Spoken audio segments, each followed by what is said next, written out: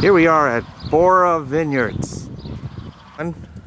We're with Markus Niggli, and we're at his old Barbera planting, and let's talk about how they're looking right now. Hey Markus. Hey guys. So what's up with it? We're looking at a pretty normal volume on these grapes. There are fairly small clusters. We're looking at maybe 12 to 15 clusters per vine itself. So not really much grapes hanging here, say a half a ton to the acre. Coloring has already, variation is already here, 100% color. Acids are still extremely high. It's the earliest block, it's the warmest spot for the Borra blocks. So it's nothing unusual at this point at this time. And we will correct it a little bit comes August, just to slow it down, because the acid has to drop out.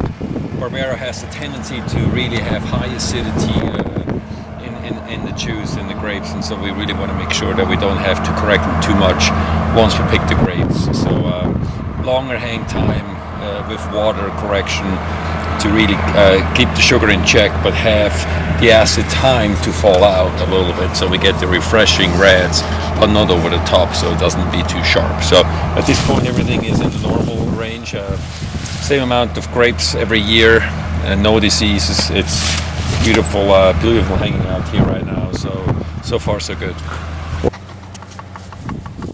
Hello, it's July 21st. We're in Borra Vineyards, Gill Creek Ranch, in the Clements Hills area of Lodi. So it's a little hillier here. We've got more of a silty, clay, sandy loam. Gill Creek Ranch is located right alongside the McCallum River, and you can see the tree line here right behind this vineyard. Okay, here we are on Gill Creek Ranch. We have Borra Vineyards winemaker Markus Niggli. We're in the Vermentino section of the vineyard, a Mediterranean grape, which is one of the more unique grapes now grown in Lodi. It's not grown in very many other places in California. Why don't you tell us a little bit about this? Yes, Vermentino, we grafted some of the Viognier over. Viognier is from this side over. We took an acre and a half, and we thought, well, let's try something different. Steve really likes this Italian varietal. Steve Borra, the owner. Correct. So he goes usually in a restaurant, finds a bottle, and then comes back and says, Markus, can we make something like that?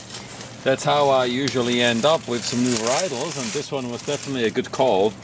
You're looking at a very typical Vermentino grape situation. Big clusters, big berries, fairly late ripening. So if I touch them right now, they are still very hard. So variation not really started. Softening of the berry is not even close. So we're looking at late September. In normal years, even mid-October, and I'm usually picking around 20 bricks. So the time frame is really interesting. A very vigorous site, the McCallum River back there. Very interesting site also as temperature drops. So this is the warmest and the coldest spot in the vineyard along the river here. So we have here 100 degrees easily during the day, but it drops down to the low 50s at night, and I think that's why the Viognier, but also the Vermentino, does extremely well here. So they like it. They're really happy. Doesn't need much water at all, and I'm sure it comes from water through from the river, but in general they are just going full steam. Interesting wine last year, first year's crop. Came up pretty nice. We don't push it too hard on release. We want to hold it back to see what it does in the bottle. But I'm definitely excited to work another year with it.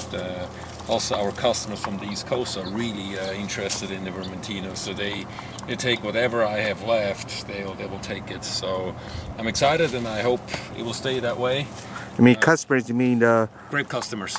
So you still ship these type of grapes over to the East Coast? Right, so we sell some grapes to the East Coast, even uncrushed form. So not a press of full cluster grapes, and they do just perfectly fine. Because again, the skin is so thick, the clusters normally will get a little bit looser. So it's definitely an easier varietal to work with when it comes to transportation. So you think this Vermentino can possibly be like a future Chardonnay of Lodi? Well, it depends on if the customer accepts the new varietal. If they are excited as I am about the wine itself, it's definitely a potential. I just can recommend go get a bottle, try it. It's something completely different and new, refreshing, but still interesting. So go for it. That's my full speed ahead on this one here. Great, thanks. We're looking at a different grape now. It's a Viognier. Correct. So just 3 rows over, we look at the Viognier, which we see a fairly light crop coming along here. It's spread out. Nothing unusual how they hang, but it's definitely not as full as we used to see it. We'll see where it goes. The grape cluster, completely different composition. Smaller berries, much looser as well, and then already processed. Much further ahead, some sweetness in it, but I'm looking here probably second week of September. But interesting how the tonnage every year is different. Our programs are not changing too much. There's not too many problems we have besides the excess vigor, so there's again a happy plant.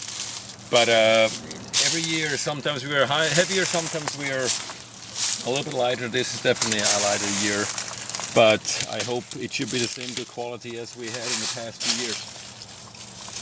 So Marcus, Borra grows a lot of Zinfandel then, huh?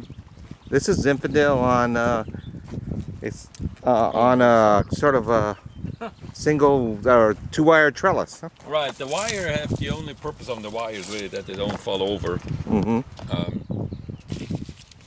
We don't wrap anything around the wire. It's simply just Wow, hold them in place. Yeah, we had 40 acres. Interestingly, we pull about maybe 100 tons out of this. So, again, another one of these. Is it worth farming? It is worth farming because of the quality, but not if you look at the money. It's definitely not where you want to be. But I think these old lines are not producing more. Than this level. Okay, now we're in the McCullamy Glen Vineyard, an unusual vineyard here in the McCullamy River area of Lodi, in that it's planted to over 40 different German and Austrian grapes by the Koth family. Markus Niggli produces wine from this vineyard, but rather than going under the Borra Vineyards label, it goes under the Markus label. A few rows of Kerner. They exist here in California. You see the pruning has been done a little bit different here. So it's a cane pruning versus the spur pruning, and therefore comes a little bit the unevenness in the ripeness stage.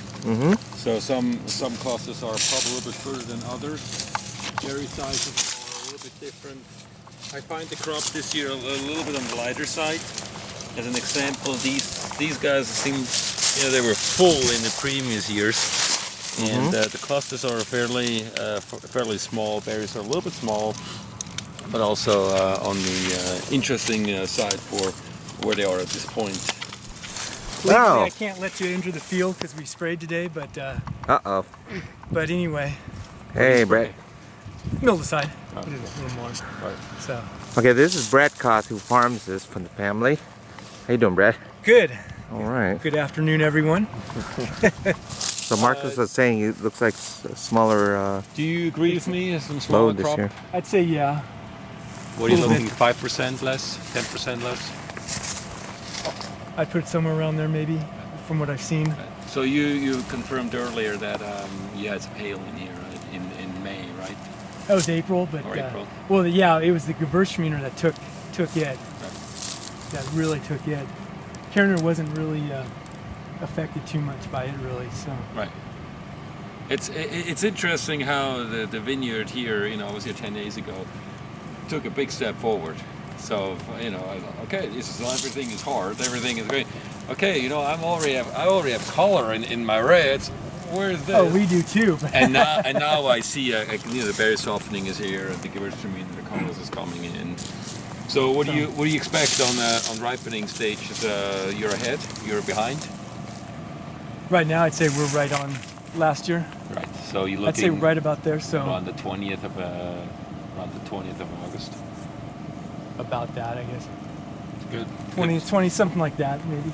Okay, can you speed it up a little? I'll see what I can do. So yeah, work your magic. Okay. But no, whenever I come here, the vineyard is clean, so there's no issues at all. They're doing a pristine job of doing only what's necessary, but the right way. So we never had any issues in the grapes. Brett, how many customers do we have of Kerner these days? How many how many wineries? Oh, wineries. Right now I'm at 7. 7 wineries. 7. Now produced in California, Kerner. Oh, for Kerner, just 2. Well. Okay, just 2. I'm Okay, sorry. Ramey makes a varietal Kerner. Okay. Markus blends has it used in his ways, but. I have a Riesling Kerner Riesling blend, and then I use it a little bit on the Nemo as well. Yeah. Okay, so it's 7 customers buying a variety of these With grapes. all the germ, yeah. Okay, great. That's a 2. Yeah. But the demand is increasing. The demand is increasing. For him, so Oh yeah. That's good news. And what you just drove by down there, that's new Kerner, planted on Saturday. Oh, really? Yeah, you're right there. See. Okay, so Kerner is going to be the next big thing now in California. I emailed David Ramey and he said, I hope it's for us. I told him I'll see what I can do. So he must have did well with it. Right. Okay, Yeah. great. Great.